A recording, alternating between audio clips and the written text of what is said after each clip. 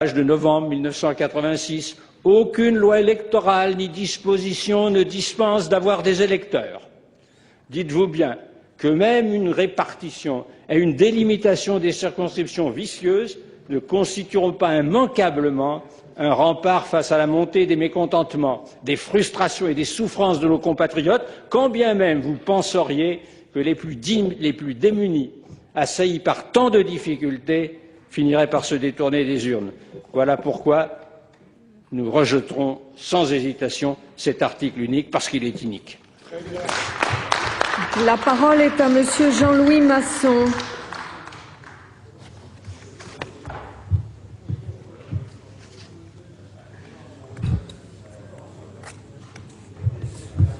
Voilà. Oui, chers collègues, je reviens sur la Moselle et j'entends dire quelqu'un là encore la Moselle. Ce n'est pas de la faute des Mosellans si la Moselle est le département de France qui a été le plus charcuté de manière la plus injuste et la plus regrettable. Alors, la Moselle fait effectivement partie de ces 21 départements où la commission de contrôle du redécoupage électoral et le Conseil d'État ont rendu un avis négatif. Et parmi ces 21, c'est certainement le cas le plus emblématique. Je leur dirai encore, à l'occasion de mon amendement ou peut-être d'un autre amendement qui concerne, je l'ai vu, la Moselle, quelles sont l'origine des problèmes, mais tout à l'heure j'évoquais le secteur de Thionville qui n'est pas épargné non plus par les coups de ciseaux intempestifs du gouvernement. J'évoquais le cas de Thionville pour dire que le fait que cette circonscription de Thionville-Est correspondait quasiment à l'arrondissement. Et tout le monde était d'accord pour la faire correspondre à l'arrondissement. Bon, pour des raisons démographiques que, à la limite, on peut comprendre, le gouvernement a considéré qu'il fallait lui enlever un peu d'habitants, enfin même beaucoup d'habitants, puisque c'est la plus grande de Moselle. Alors, à partir du moment où on lui enlevait quelque chose, encore fallait-il enlever ce qu'il fallait pour la rapprocher le plus possible de la moyenne départementale. Eh bien, on a fait exactement le contraire. Car on pouvait enlever le canton de Sierre, qu'on pouvait enlever le canton de Cattenom, on pouvait enlever la moitié du canton de Thionville-Ouest qui est en deux parties, on pouvait également enlever l'une ou l'autre des deux parties du canton de Yutz, et notamment la commune de Terville, qui est l'une des deux parties du canton de Yutz. Eh bien, qu'est-ce qu'on a fait? Ce qu'on a fait, c'est qu'on a enlevé, très curieusement, la plus petite des parties qu'on pouvait enlever, en l'espèce la commune de Yutz, 6 000 habitants, ce qui fait que la circonscription de Thionville-Est reste la plus peuplée. Donc, si on avait été honnête et que vraiment on voulait rétablir un équilibre démographique, on aurait enlevé un canton entier, ce qui permettait de se rapprocher quasi parfaitement de la moyenne départementale, ou on aurait enlevé la grosse moitié du canton de Yutz ou le canton de Thionville-Ouest, et à ce moment-là, on était tout près de la moyenne départementale. Eh bien, non, on a enlevé Terville pour la raison que j'ai dite tout à l'heure, tout simplement parce que le maire de Terville a envie de se présenter aux élections et que pour l'empêcher de se présenter aux élections, eh bien, on prend sa commune pour la mettre dans une circonscription où il n'a strictement rien à voir. Alors, là aussi, monsieur le ministre, c'est un peu gros. À la limite, on aurait pu comprendre que pour des raisons démographiques, vous puissiez enlever une partie donc de l'arrondissement de Thionville-Est, qu'il fallait un peu le réduire, mais par pitié, monsieur le ministre, à ce moment-là, il fallait faire ce qu'il fallait pour se rapprocher de la moyenne départementale et pas une nouvelle magouille supplémentaire qui se rajoute à l'énorme magouille que vous avez déjà faite sur la région Messine.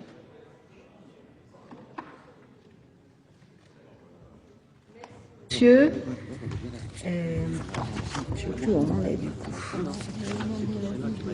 Avis de la commission. Non, ça sont les explications de Bon. présenter L'amendement numéro 24, c'est Madame Maton-Poina. Il est déjà défendu. Avis de la commission. Défavorable, puisqu'il vise à refuser l'article unique. Alors, bien entendu, nous sommes défavorables. Bien. Avis du gouvernement. Défavorable, Madame le Président. Défavorable, donc deux avis défavorables. J'ai été saisie d'une demande de scrutin public par le groupe UMP. Il va être procédé au scrutin public dans les conditions fixées par l'article 56 du règlement. Ceux qui souhaitent voter pour remettront au secrétaire un bulletin blanc. Ceux qui souhaitent voter contre remettront un bulletin bleu. Ceux qui souhaitent s'abstenir remettront un bulletin rouge. Le scrutin sera ouvert dans quelques instants.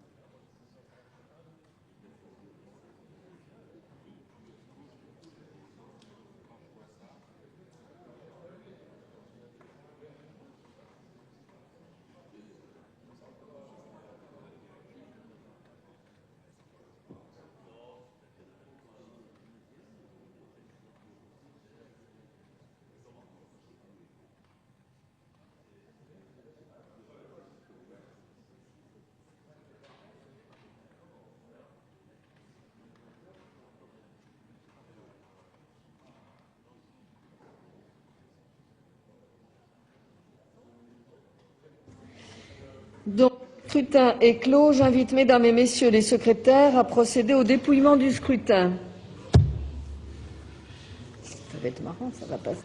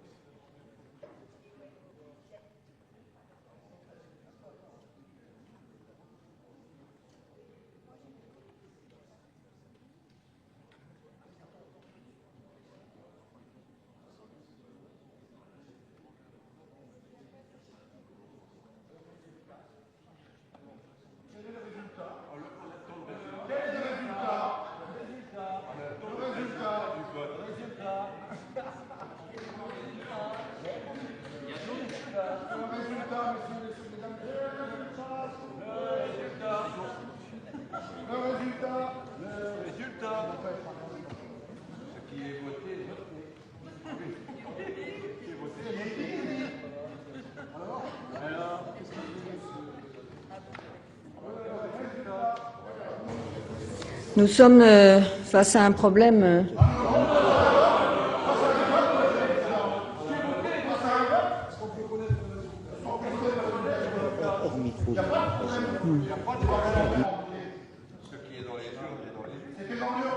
C'est dans l'urne.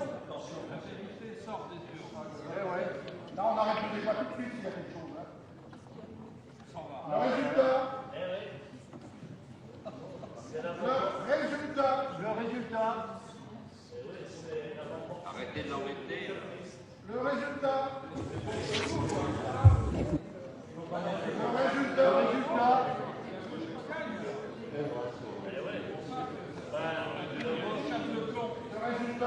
Le résultat.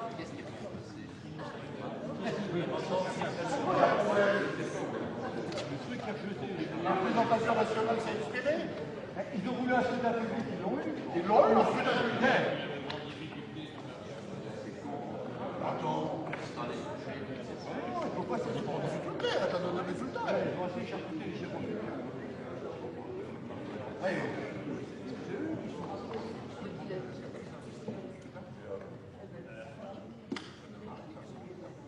Le résultat.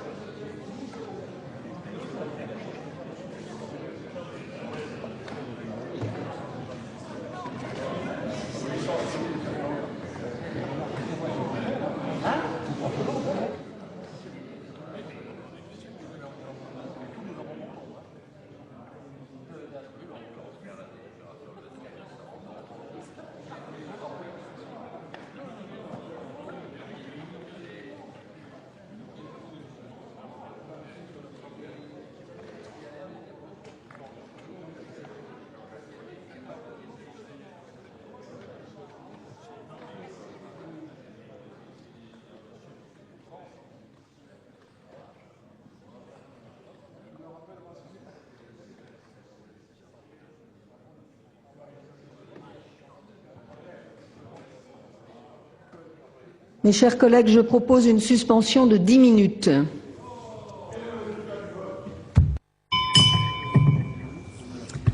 Alors, résultat du scrutin numéro 107.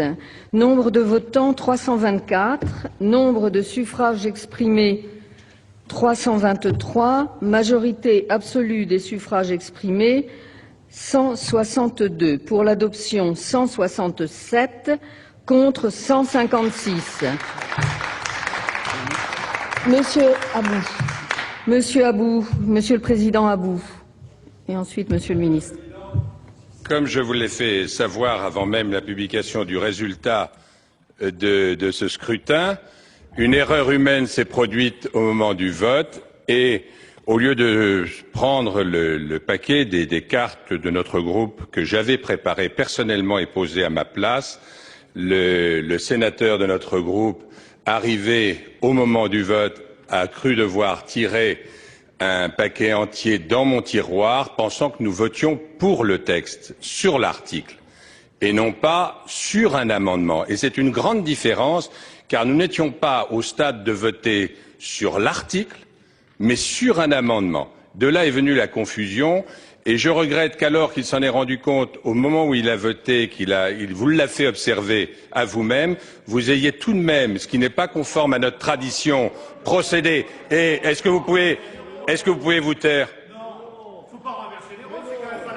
Mais attendez, mes chers collègues, mais je enfin, suggère Je suggère que nous nous Le calme est écoutions. propre de l'innocence, soyez calme. Non, Monsieur le Président, la seule chose, Est-ce c'est que je peux me permettre de terminer, Madame la Présidente? notre collègue ne m'a pas saisi personnellement. Je rétablis les choses. Alors, vous poursuivez. Vous bien, poursuivez. simplement, il a indiqué, il me semble, qu'il m'a dit avoir informé la Présidence qu'il avait effectivement commis cette erreur, et donc je regrette qu'on ait laissé aller jusqu'au bout ce vote, alors que la tradition de notre Assemblée est toujours de procéder à la correction des erreurs matérielles, même en cours de vote, et d'annuler les votes. Je n'ai dit que c'était la faute de personne. Je dis simplement qu'il y a une tradition républicaine entre nous. Je pense que j'ai toujours respecté toutes les erreurs des autres. Je m'aperçois que vous êtes très intolérants et je regrette, ça n'est pas l'image de notre Assemblée. Je ne crois pas que nous sommes aujourd'hui au Sénat quand je vois de tels comportements. Monsieur le ministre. Madame la Présidente, je vous remercie. En application de l'article 43, alinéa 4 du règlement du Sénat, je demande une seconde délibération avant le vote sur l'ensemble du projet de loi. Il s'agit donc de rétablir l'article unique du texte, ainsi rédigé. Je reprécise, l'ordonnance 2039-935 du 29 juillet 2009 portant répartition des sièges et délimitation des circonscriptions pour l'élection des députés, prise en application de la loi 2039 du 13 janvier 2009 relative à la commission prévue à l'article 25 de la Constitution et à l'élection des députés et autorisant le gouvernement à fixer le nombre total et à délimiter les circonscriptions des députés élus par les Français établis hors de France et à mettre à jour la répartition des sièges de députés élus dans les départements et les collectivités d'outre-mer, ainsi que la délimitation des circonscriptions législatives est ratifiée. Ferme les guillemets. Voilà. Merci Madame la Présidente. Ministre, je vais d'abord demander l'avis de la Commission sur la demande de seconde délibération. Ensuite, Monsieur Frimat, je vous donne la parole. Oui, Madame la Présidente, il est évident que, compte tenu de vote émis, la deuxième délibération me paraît tout à fait nécessaire. Et oui, elle me paraît nécessaire. Franchement, c'est pas la peine la deuxième délibération me paraît nécessaire. Et la Commission donne un avis favorable. Bien. Alors je précise que la demande du gouvernement d'une seconde délibération ne fait l'objet d'aucune explication de vote. En revanche, il peut y avoir une prise de parole contre. Monsieur Frimat.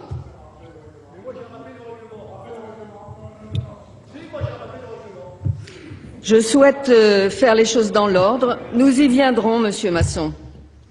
Allez-y, Monsieur Frimat. Merci, Madame la Présidente. Moi, je vais me fonder sur le même article que le ministre, c'est-à-dire l'article 43, alinéa 4.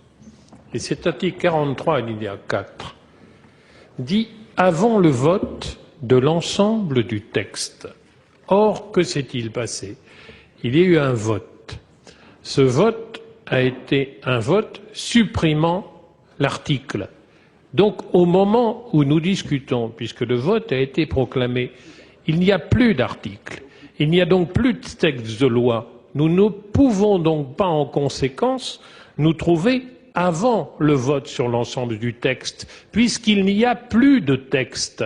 Nous avons déjà connu cette situation avec un débat sur l'éducation nationale, avec, je crois, c'était un article 6 à l'époque, et le débat s'arrête, il n'y a plus de texte. Alors, je comprends tout ce qu'on veut comprendre, mais si on invoque le règlement, il faut l'invoquer dans sa logique. Or, qu'il y ait des deuxièmes délibérations à la demande du gouvernement acceptées par le Sénat, nous en avons connu, nous en connaissons pour des raisons que nous connaissons tous, au moment de chaque loi de finances. Et la deuxième délibération est déjà quelque chose qui est arrivé. Mais elle arrive toujours dans un texte qui a été amendé et qui permet au gouvernement de revenir sur certains amendements qu'il n'accepte pas. Là, nous sommes dans un cas, et nous n'y sommes pour rien. Nous constatons cette situation. Nous constatons qu'au moment où nous parlons, il n'y a plus de texte, puisque l'amendement a supprimé. Et quand l'on préside la séance, c'est une situation que je peux imaginer, quand on préside la séance et qu'un amendement supprime le texte, Eh bien, il n'y a pas de vote sur l'article. L'article est supprimé parce que l'amendement de suppression a été voté. Et quand le texte de loi se compose d'un seul article, eh bien, il n'y a plus de texte de loi. Donc là, nous sommes sur un point de procédure très clair, sur lequel le problème n'est pas de savoir s'il est nécessaire. Nécessaire pour qui? Nécessaire pourquoi? Nécessaire pour voter le projet de loi. Effectivement, il faudra que le Parlement délibère. Mais il y a une règle. Le Sénat n'a pas adopté. Il n'y a plus de texte. Et donc, comme nous n'avons pas voté Assemblée et Sénat dans les mêmes termes, la seule élément acceptable, c'est que le texte reparte à l'Assemblée nationale et nous revienne. Nous aurons ainsi respecté le principe de la navette dans le parlementarisme. Voilà, Madame la Présidente, ce que je peux essayer, n'étant pas juriste, d'articuler sur cet élément, sachant que vous savez comme moi que le Conseil constitutionnel a à juger du fond, mais il a aussi à juger de la forme dans laquelle une loi est adoptée. Et si un projet de loi est adopté en contradiction avec le règlement de l'Assemblée, eh bien, il n'est pas adopté dans les formes. En conséquence, je pense qu'il ne faut pas, que le gouvernement n'a pas le droit, sauf à contrevenir au règlement intérieur du Sénat, n'a pas le droit de demander une seconde délibération. Je vous remercie du calme dans lequel vous m'avez écouté et dont je souhaite qu'il perdure. Monsieur Fischer, Monsieur le Président Fischer. Oui, Madame la Présidente, nous sommes très attentifs à cette discussion puisque l'amendement de suppression a été déposé par mon groupe, a été défendu par Josiane Maton-Poana. Donc le vote a eu lieu et l'interprétation que nous en avons est très claire. Il n'y a plus de texte. Et d'ailleurs, l'article 43, en son 4e paragraphe, dit bien « Avant le vote sur l'ensemble d'un texte, tout ou partie de celui-ci peut être renvoyé sur décision du Sénat à la Commission », mais là, le texte a été supprimé, donc nous avons cette interprétation où, aujourd'hui, eh bien, le texte doit être renvoyé à l'Assemblée nationale et nous en discuterons dans une future séance. C'est clair. C'est clair. Monsieur Masson. Madame la Présidente, je voudrais tout d'abord, dans le cadre de l'application du règlement, je voudrais quand même tout d'abord regretter que l'on ait mis plus d'une demi-heure pour publier les résultats du scrutin.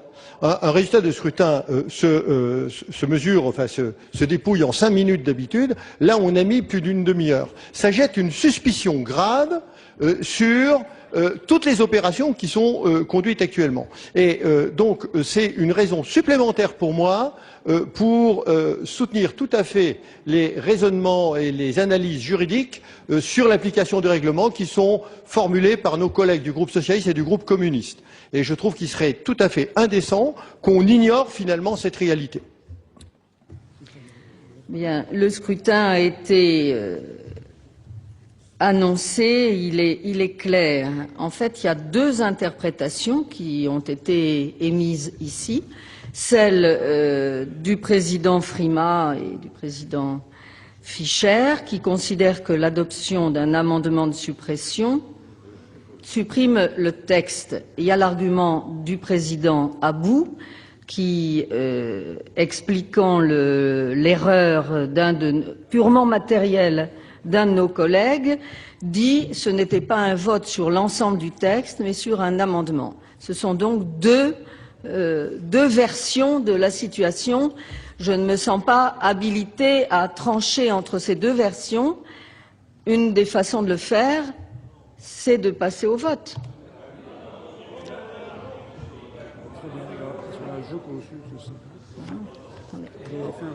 Oui.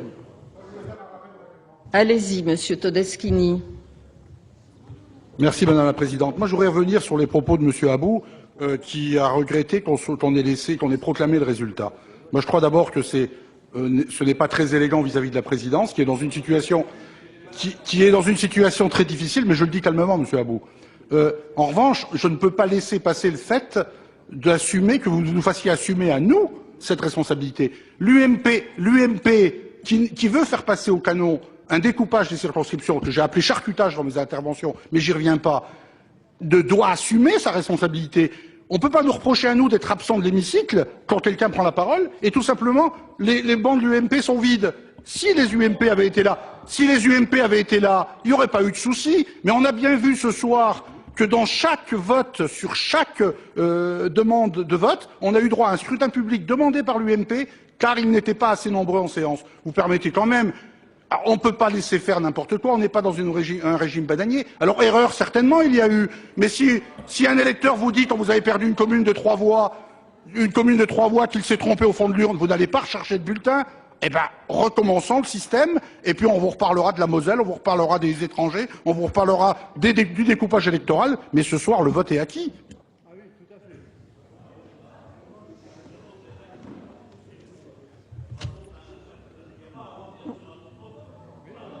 Non mais, attendez mes chers collègues, le vote est acquis, c'est clair. Le problème, c'est d'interpréter s'il s'agit d'un vote sur l'ensemble du texte ou s'il s'agit d'un vote sur un amendement. Moi, je ne me sens pas habilitée à trancher.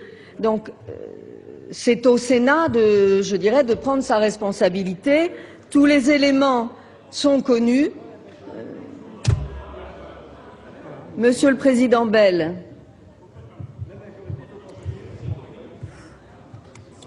Oui, Madame la Présidente, je crois que ce moment est important. Et il est important pour le Sénat lui-même. Je pense que nous avons vraiment à être soucieux de l'image que nous pouvons donner. Et l'image que nous donnons ce soir est quand même une image, comment dirais-je, d'improvisation. Et je pense que ce qu'il faut privilégier, c'est véritablement la dignité de cette Assemblée. La dignité de cette Assemblée signifie que lorsque nous sommes passés au vote, et quelles qu'en soient les circonstances, et je comprends l'état d'esprit tout à l'heure du président Abou, mais quelles qu'en soient les circonstances, il faut respecter d'abord ce que disent les urnes, et ensuite notre règlement. Dans l'état actuel des choses, et au stade où nous en sommes arrivés, avec, vous l'imaginez, la publicité qui est donnée à cet incident.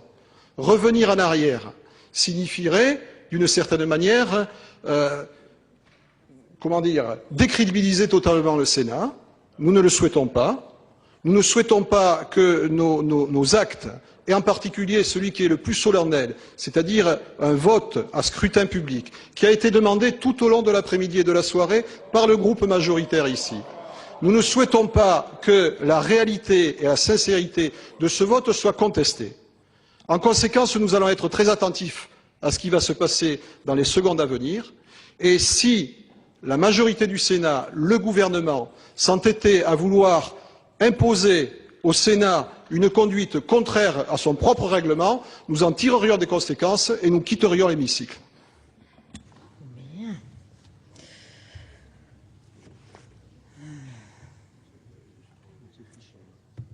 Monsieur Fischer, Monsieur le Président Fischer. Oui, mais non, mais là, c'est pas 2 fois, Président, parce que non seulement vous voulez transgresser un vote officiel, mais si, parce que là, vous interprétez, et vous, en tant que Président de la Commission des lois, Président, l'amendement qui a été voté supprime l'article. Alors, l'article est supprimé. On n'a pas à y revenir dessus. Excusez-moi de parler de cette façon, ce n'est pas dans mon habitude, mais je crois que la réalité est celle-ci. La réalité est celle-ci. Donc nous aussi, Madame la Présidente, s'il y avait continuité des travaux alors que cet amendement, qui est le nôtre, a été voté, eh bien, nous quitterions aussi la séance.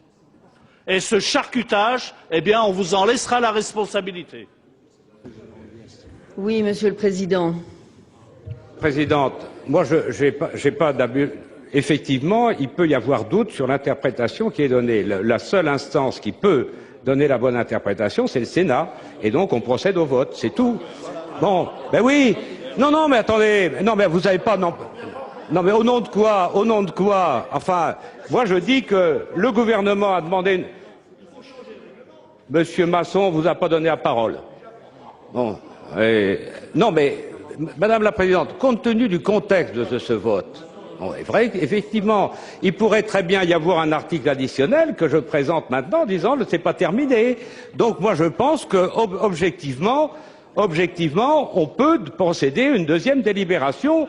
Mais non. Bon, et l'instance qui peut trancher, c'est le Sénat. Eh bien, on lui demande de trancher.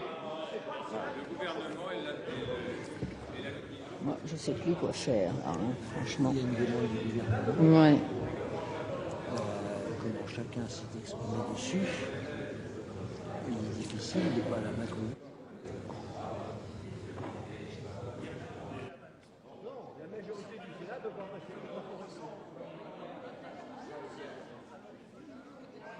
Oui. Monsieur le ministre, si nous procédons à un vote maintenant, il faut que vous preniez bien la mesure de la contestation de fond qui est formulée sur le recours à cette procédure. Là où je suis, je préférerais que nous trouvions une issue plus consensuelle, parce que je pense que ça n'est pas bon pour notre Assemblée. Il n'y a pas de solution sur l'erreur matérielle. Je pense qu'il faut réfléchir aux répercussions qu'aurait le renvoi pur et simple à l'Assemblée nationale, qui respecterait le vote du Sénat. Le Sénat prend la responsabilité de son vote. Oui, monsieur le ministre. La demande du gouvernement est de droit. La demande de vote du gouvernement est de droit. Voilà. C'est conformément à l'article que j'ai cité au début. Alors, le président Bell demande une suspension de séance de combien de temps, monsieur le président? 10 minutes, madame la présidente, pour permettre au gouvernement de bien réfléchir. 10 minutes.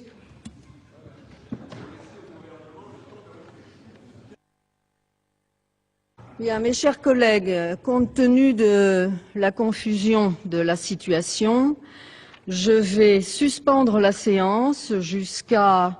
Est-ce que vous acceptez que ce soit jusqu'à 22h30? 1h30 suffit? Alors, non, pas. Non, monsieur le président Longuet. Non, je suspends au minimum jusqu'à 22h30, ce qui permettra à tout le monde de retrouver un peu de sérénité. Voilà. Scénario suivant, vous le verrez au retour.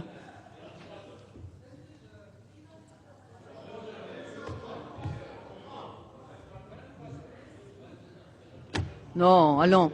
J'ai dit 22h30, on s'en tient à 22h30.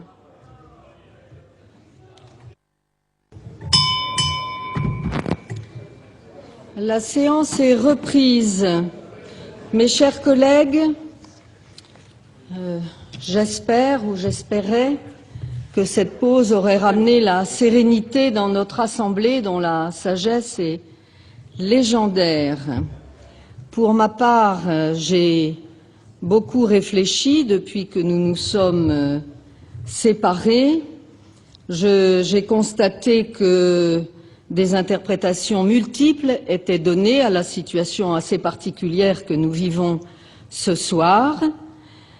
Dans notre Assemblée, la présidence a sa responsabilité, c'est une des clés de notre fonctionnement, et donc je prends ma responsabilité. Je considère que le vote qui a eu lieu de l'amendement de suppression tout à l'heure, avant la suspension, à la demande d'ailleurs de scrutin public du groupe UMP, l'adoption de cet amendement de suppression a de fait abouti au rejet de l'ensemble du texte. Et en conséquence, je lève la séance.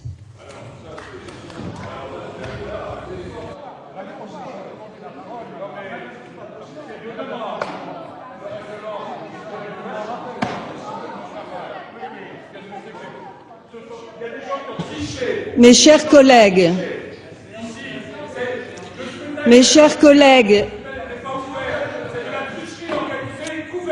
la dignité de notre Assemblée mériterait un meilleur traitement. Je l'ai dit, je prends ma responsabilité.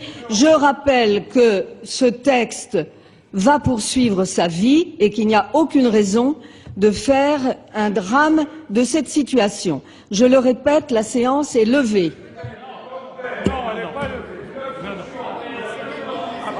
Après le règlement, non, après le règlement.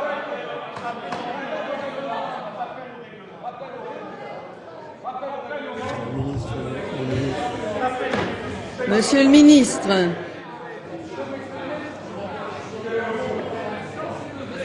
Madame, je voudrais simplement donner...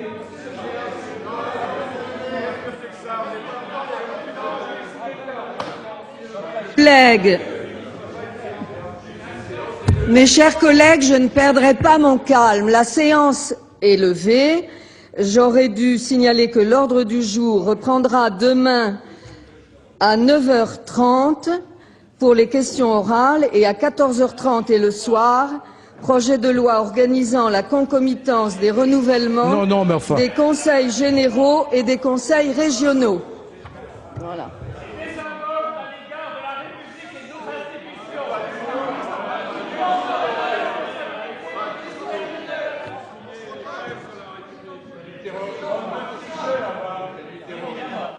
Vous venez de suivre la séance au cours de laquelle les sénateurs ont donc rejeté ce projet de loi sur le redécoupage électoral. Ce matin, le gouvernement a donc fait une demande de seconde délibération sur l'amendement communiste. Cette demande sera examinée cet après-midi à 14h30 en conférence des présidents. Si cette seconde délibération est actée, elle pourra intervenir dès jeudi matin en séance publique.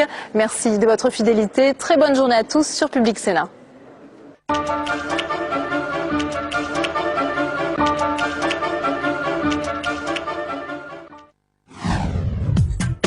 La grande difficulté pour vacciner 1 million de personnes en une semaine, c'est de faire en sorte que les bonnes personnes soient au bon endroit, au bon moment, avec le matériel en bonnes conditions. Fini l'humanitaire idéaliste de la première époque. En 40 ans, les ONG se sont professionnalisées. À l'Institut Bioforce, dans la banlieue lyonnaise, les élèves apprennent la gestion de projets, la réparation des 4x4 et les premiers gestes en cas d'attaque. Profession humanitaire, un documentaire d'Alexandre Bonche, diffusé sur Public Sénat, samedi à 22h.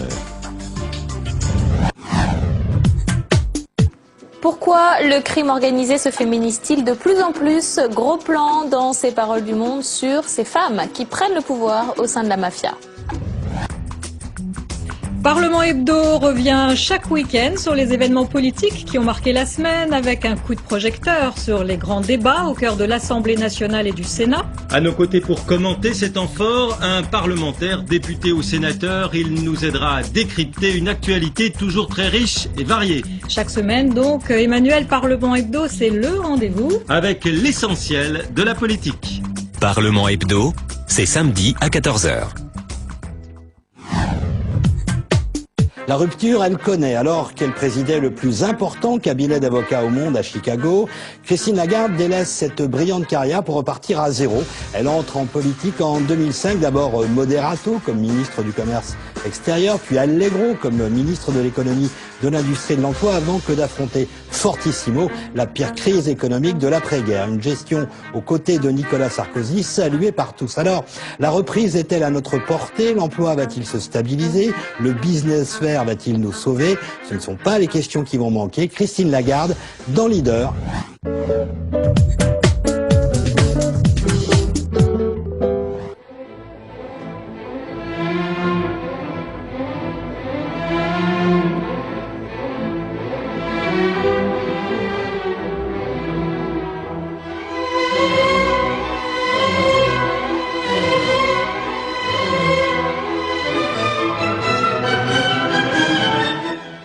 Bonjour. Alors aujourd'hui, nous sommes dans le bon endroit au Palais de Tokyo pour parler du sucre, parce que nous sommes au Little Palais, qui est le coin des enfants. Pourquoi est-ce que vous avez choisi ce sujet aujourd'hui? Je crois que c'est important de comprendre la globalisation, de comprendre notre société, de comprendre l'avenir à partir de choses concrètes.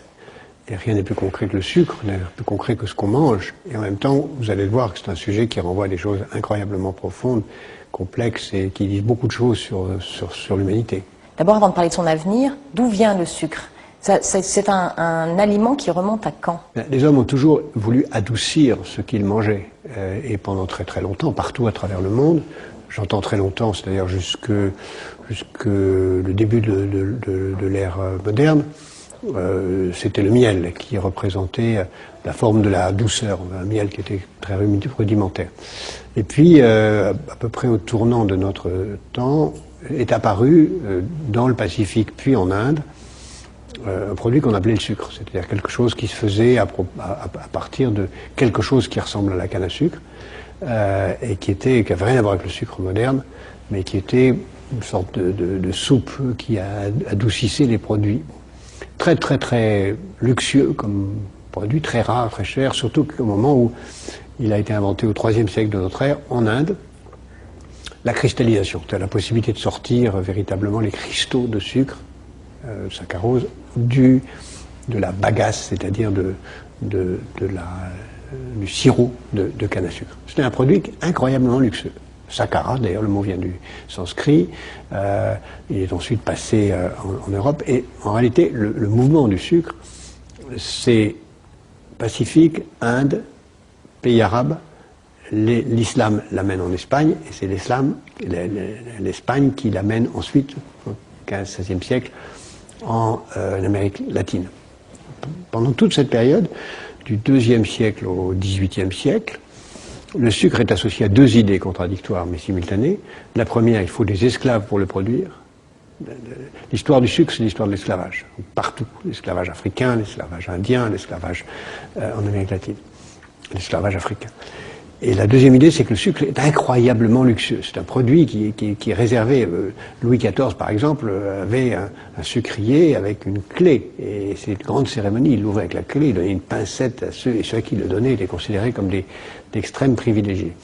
Le sucre commence à se développer un peu quand l'esclavage se développe et permet le développement du sucre en Amérique latine avec les esclaves.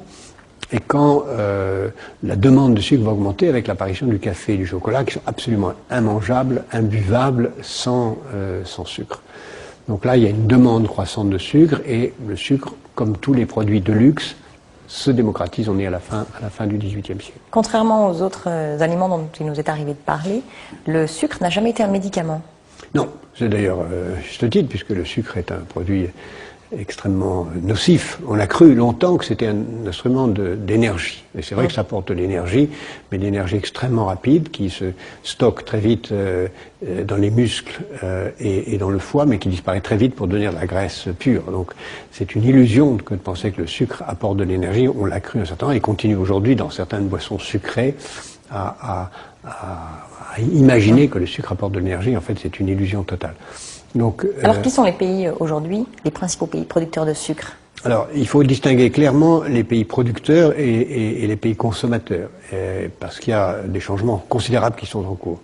La consommation de sucre se développe à partir du XVIIIe, la fin du XVIIIe, XIXe, et surtout à partir de 1950, où là, il y a une explosion de la production et de la consommation de sucre. Aujourd'hui, enfin, disons, vers 1970 à peu près, dans les pays très consommateurs, qui sont d'abord l'Europe et les États-Unis, et puis l'Inde, qui sont à ce moment-là déjà les trois pays les plus consommateurs, avec la Russie, qui est aussi à ce moment-là parmi les grands pays consommateurs, on consomme jusqu'à 50-60 kilos de sucre par habitant.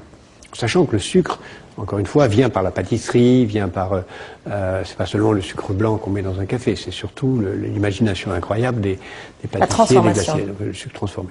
Donc on consomme à ce moment-là 50-60 kilos de sucre dans certains pays. Dans d'autres, dans la plupart du monde, zéro. En Afrique, zéro, je parle des années 70, zéro, en Chine, zéro, etc. Très peu. Et puis la production alors est pour l'essentiel, à partir du 19e, jusqu'au 19e siècle, la canne à sucre, point. À partir du blocus de 1806 par l'Angleterre de la France, on a développé le sucre de betterave, qui avait été inventé avant, mais qu'on a développé à ce moment-là. Et pendant très longtemps, jusqu'à 1960 à peu près, on produit autant de sucre de canne que de sucre de betterave. Et puis, à partir de 1970, on s'est mis à produire beaucoup plus de canne à sucre que de betterave. Donc, pour ce qui est de la production, elle a explosé, puisqu'on est passé de 30 millions de tonnes mondiaux vers 1950 à 150 millions de tonnes mondiaux aujourd'hui, avec très peu d'exportation, parce que le sucre, matière brute, ne voyage pas. Le sucre cristallisé, lui, voyage. Donc, il y a très peu d'exportation, et les grands pays producteurs ont été très longtemps producteurs et consommateurs en même temps, parce que ça ne voyage pas peu. Donc c'est l'Inde, ça a été très longtemps la Russie, qui l'est beaucoup moins. C'est Cuba, qui est certainement le pays le plus grand producteur et consommateur à la fois. Et c'est surtout le pays qui est resté le cœur de l'industrie du sucre mondial, c'est le Brésil. Le Brésil, à cause de l'esclavage, qui a développé une industrie très forte du sucre, et qui est resté aujourd'hui un pays qui consomme énormément de sucre. On est encore autour de 45-50 kilos par habitant. Et qui est le premier producteur mondial de sucre, puisqu'il produit à peu près presque 30% de la production mondiale de sucre aujourd'hui. Avec une mutation très importante. Donc le Brésil le premier, l'Inde le second, l'Europe le troisième, l'Europe qui produit beaucoup plus de sucre que ce qu'elle consomme. Et surtout avec cette place étonnante de la France dans l'industrie sucrière européenne, avec la France qui occupe la première place. Première place. À cause de l'histoire, à cause du fait qu'on a développé la canne à sucre, la betterave à cause du blocus anglais, et au fait que les prix du sucre sont tellement subventionnés qu'on produit beaucoup plus de sucre que ce qu'on consomme, et que la France, comme l'ensemble des pays européens, en exporte, et que la France en exporte. Mais ce que vous me dites, c'est que les pays producteurs sont aussi les pays consommateurs. Oui. Alors vous m'expliquez qu'il fallait bien scinder les pays producteurs et les pays consommateurs. Les sujets sont différents pour l'avenir et pour le présent. Pour le présent, on est en situation où les grands pays producteurs sont donc le Brésil pour l'essentiel, et l'Inde, qui consomme pour elle-même, et le Brésil qui exporte. Un pays qui exporte beaucoup aussi, c'est la Thaïlande, qui exporte beaucoup, comme d'ailleurs on a vu pour le riz, et la Russie aussi qui exporte. Il faut voir qu'il y a l'émergence dans la production d'un usage complètement différent du sucre de canne qui est en train d'apparaître, c'est que la canne à sucre devient, et va être sans doute pour beaucoup dans l'avenir, un carburant. Au Brésil, par exemple, dès aujourd'hui, le bioéthanol consomme la moitié de la production de canne à sucre du pays. Donc le sucre n'est plus seulement un aliment, c'est aussi de l'essence pour les voitures. On dit que c'est le nouvel or vert. Oui, avec des avantages considérables. Ça produit de l'essence hors pétrole. La canne à sucre elle-même dégage du gaz de l'oxygène et absorbe du gaz carbonique, donc ça permet la réduction des gaz à effet de serre. Voilà, c'est un effet écologique très important. Mais alors est-ce que ce sont les mêmes qui transforment le sucre en bioéthanol et qui aujourd'hui gèrent l'industrie sucrière? Comment est-ce que ça va évoluer? Pour l'instant, ce sont deux métiers différents, non? Oui, ce sont deux métiers différents, mais ça va être les mêmes, parce que l'industrie sucrière va se déplacer vers ce secteur. Et puis aussi, il faut voir que comme le sucre est quelque chose qui se déplace très difficilement, la production va se localiser là où là où on consomme. Or, il y a un effondrement de la consommation dans les pays développés. On est passé de 60 kilos par habitant à certains pays 20 par habitant. La France est passée de 40 à 20 kilos par habitant, donc c'est un effondrement remplacé par la saccharine et par tous les substituts. Certains pays restent des gros consommateurs. Le plus gros consommateur, c'est Cuba, c'est la Jamaïque, c'est l'Inde, c'est l'Australie. Mais même les États-Unis commencent à baisser, parce que le sucre... Il y a une chasse au sucre qui est faite. Le sucre tue pratiquement autant de monde que le tabac. Le sucre tue pratiquement autant de monde que le tabac, tous les ans, autour de 3,5 millions de personnes. On est dans un véritable défi sanitaire. Oui, c'est un enjeu, c'est un facteur d'obésité considérable. Donc, il y a, d'une part, un effondrement de la consommation de sucre dans les pays développés, mais comme la population du monde se développe ailleurs, il y a une augmentation considérable quand même. Donc la consommation, la production sucrière, la demande sucrière aujourd'hui est passée à 160 millions de tonnes, et la production ne suffit pas, puisque la production est très inférieure à ça. La production est à 140, donc il y a une vraie... Surtout si on veut faire évoluer son utilisation. Parce qu'on parle du bioéthanol, mais il y a aussi l'électricité qu'il est possible de faire avec... Mais encore une fois, un des facteurs très importants, c'est que les pays comme beaucoup de pays africains qui ne consomment pas du tout de sucre vont passer par la consommation de sucre. Vous avez des pays qui sont à 1 kg de sucre par habitant encore aujourd'hui. Donc il y aura plus de sucre consommé en Chine, plus de sucre consommé en Inde. 1 kg de sucre par an? Par an. Par habitant. Donc évidemment, ça va se développer. Toute l'Afrique est à ce niveau-là. D'où l'Afrique qui aurait pu, s'il y avait eu une économie sucrière en Afrique, développer une production, donc la canne à sucre peut se cultiver aussi en Afrique, va certainement devenir un grand pays sucrier C'est 1 mondial. kg par rapport à Combien de kilos pour un Américain, par exemple? Ça a atteint 60, c'est en train de descendre à 35 maintenant. Et la France descend autour de... L'objectif, c'est d'aller à 20 kilos par habitant pour les pays développés. Et donc, ce qui fait que la consommation va monter en moyenne mondiale.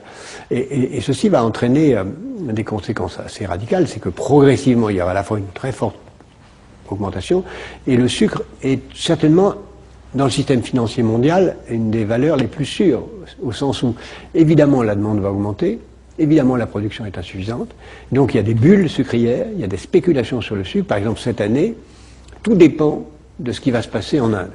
Si l'Inde est capable de produire autant de sucre que nécessaire pour ce pays qui est devenu le premier consommateur mondial de sucre, les prix vont stabiliser. Si la récolte n'est pas bonne, le prix du sucre va exploser et il y aura un rationnement par les prix. Et donc, sans doute, des émeutes du sucre. Toutes les autres matières premières peinent à retrouver une hausse durable et le sucre, lui, affiche une santé insolente. À cause du fait qu'on a produit beaucoup moins de sucre que la demande. La demande de sucre mondiale, 3% par an, crise ou pas crise, elle augmente de 3% par an et l'offre elle-même n'augmente pas aussi vite. Donc il va y avoir une augmentation des prix du sucre et une certaine... Et à quel pays est-ce que l'industrie du sucre permettra de redynamiser leur économie? Je pense que l'industrie du sucre restera essentielle au Brésil, parce que c'est un pays qui en fabrique de façon utile et pour l'éthanol. Je pense que c'est une tradition. Le Brésil a toujours vécu du sucre. Je pense que l'Inde va devoir bouleverser son régime de production du sucre, parce que l'Inde ne produit pas assez de sucre et la consommation de sucre en Inde va augmenter. Il y a des besoins importants. C'est un des rares pays où c'est encore totalement réglementé, ça va changer. On parle de l'île Maurice, de la Réunion. L'île Maurice est un des très grands producteurs aujourd'hui, un producteur et un exportateur très important de sucre, un des premiers exportateurs mondiaux. La Réunion a aussi utilisé le sucre autrement, et la Réunion est très intéressante parce que à la Réunion, une maison sur 6 a son électricité produite par du sucre. Donc c'est un exemple très intéressant d'un usage de la canne à sucre pour produire de l'énergie, non seulement pour la voiture mais pour l'électricité. On peut penser que ça pourrait se développer. Je pense que la canne à sucre deviendra aussi un facteur très important de l'économie africaine. Mais là, tout reste à faire. Merci Jacques Attali, à la semaine prochaine. On se retrouve pour une autre conversation d'avenir. Je vous invite à retrouver cette émission sur notre site internet publicsena.fr, rubrique Conversation d'avenir. Vous pouvez y réagir, nous écrire, consulter nos archives ou encore podcaster nos émissions. Merci, à la semaine prochaine.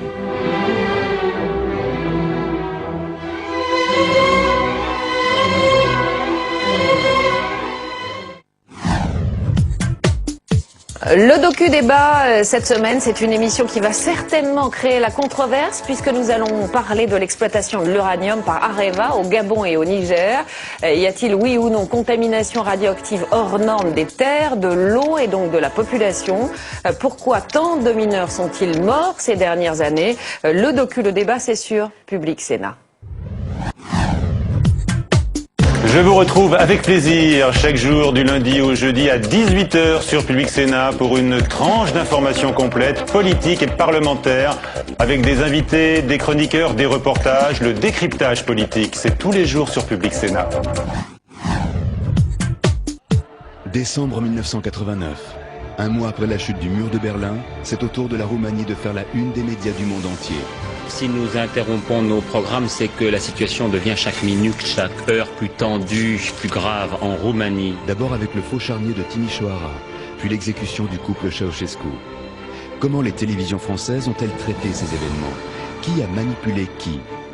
La Roumanie dans l'œil des médias, un documentaire d'Antonio Wagner sur Public Sénat, lundi à 18h30 et 22h30. Le mardi, Public Sénat vous propose des soirées décryptage. Avec Conversation d'avenir, Jacques Attali et Stéphanie Bonvicini vous font partager leurs réflexions sur les avenirs possibles. Et Hélène Risser déshabille les super communicants que sont devenus les hommes politiques à travers leurs discours présents et passés grâce à l'INA. Les mardis décryptage, c'est sur Public Sénat à 18h30 et 22h30.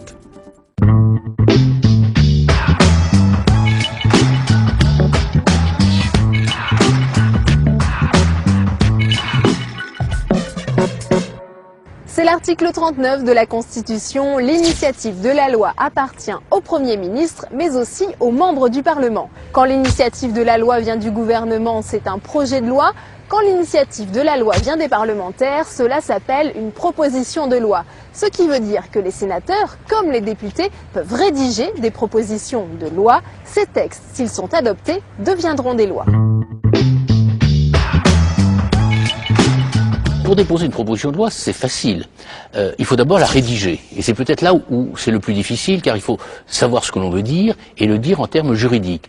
Une fois que le texte est prêt, il est saisi sur un ordinateur, le sénateur ou le député le signe et le dépose au service de la séance de l'Assemblée concernée. D'un point de vue strictement juridique, la proposition de loi peut émaner d'un seul parlementaire.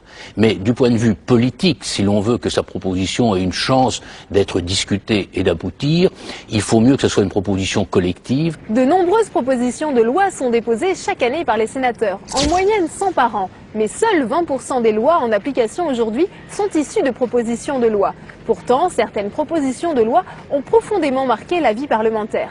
La proposition de loi organique, qui est devenue la loi d'août 2001 sur les lois de finances, qui encadre la discussion budgétaire et qui est une initiative conjointe du rapporteur général du budget du Sénat et du rapporteur général du budget de l'Assemblée nationale. C'est un excellent exemple dans un domaine très sensible, la procédure budgétaire. C'est probablement la proposition la plus emblématique que l'on a vu aboutir depuis 10 ou 15 ans. Pour être examinées, il faut que les propositions de loi soient jugées recevables par le bureau du Sénat.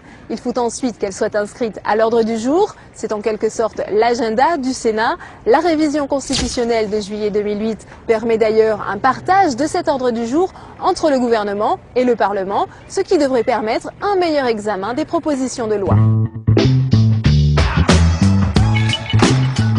La révision de 2008 ouvre ce qu'on pourrait appeler une fenêtre, c'est-à-dire permet effectivement aux parlementaires de jouer un rôle quantitativement plus important, tout simplement parce que l'ordre du jour n'est plus aussi tenu, aussi verrouillé. Est-ce que ça renforce l'initiative parlementaire? D'abord, ça suppose que les parlementaires en fassent usage, première chose. Deuxième chose, il n'est pas exclu que les parlementaires souhaitent que, y compris pendant leur semaine, soient inscrits à l'ordre du jour des projets de loi, donc des textes d'initiative gouvernementale. Donc là, je dirais qu'il y a un jeu politique entre gouvernement et parlement en fonction aussi des urgences et des préoccupations du moment. La révision constitutionnelle ne permet donc qu'en théorie un meilleur examen des propositions de loi, car en pratique, l'ordre du jour a déjà été bousculé et les sénateurs ont parfois dû renoncer à leur semaine réservée pour examiner en priorité des projets de loi du gouvernement au détriment de leurs propositions de loi.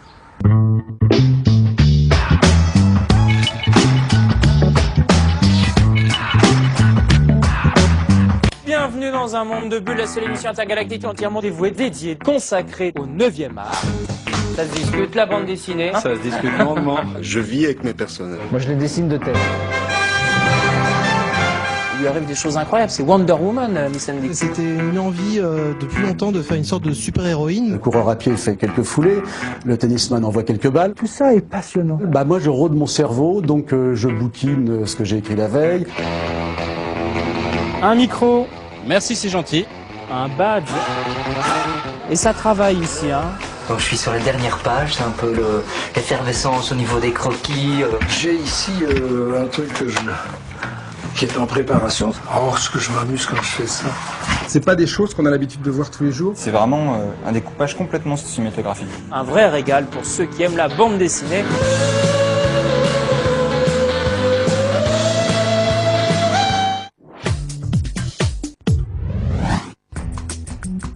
Parlement Hebdo revient chaque week-end sur les événements politiques qui ont marqué la semaine avec un coup de projecteur sur les grands débats au cœur de l'Assemblée nationale et du Sénat. À nos côtés pour commenter ces temps forts, un parlementaire, député ou sénateur, il nous aidera à décrypter une actualité toujours très riche et variée. Chaque semaine donc, Emmanuel, Parlement Hebdo, c'est le rendez-vous avec l'essentiel de la politique. Parlement Hebdo, c'est samedi à 14h.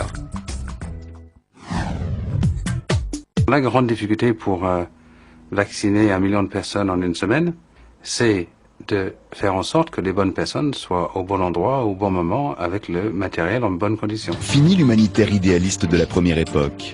En 40 ans, les ONG se sont professionnalisées. À l'Institut Bioforce, dans la banlieue lyonnaise, les élèves apprennent la gestion de projets, la réparation des 4x4 et les premiers gestes en cas d'attaque. Profession humanitaire, un documentaire d'Alexandre Bonche, diffusé sur Public Sénat, samedi à 22h.